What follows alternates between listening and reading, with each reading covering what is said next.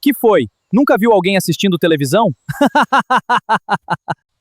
Você não pode simplesmente ocupar um espaço público e tratá-lo como sua propriedade. Haha, por enquanto.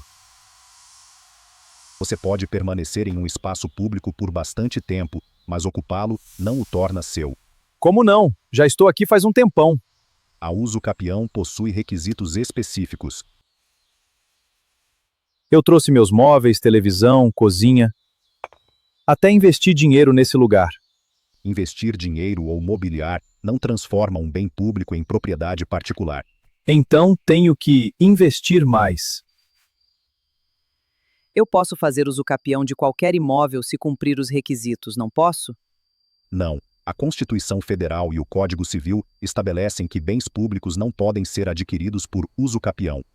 Então eu fiz tudo isso à toa?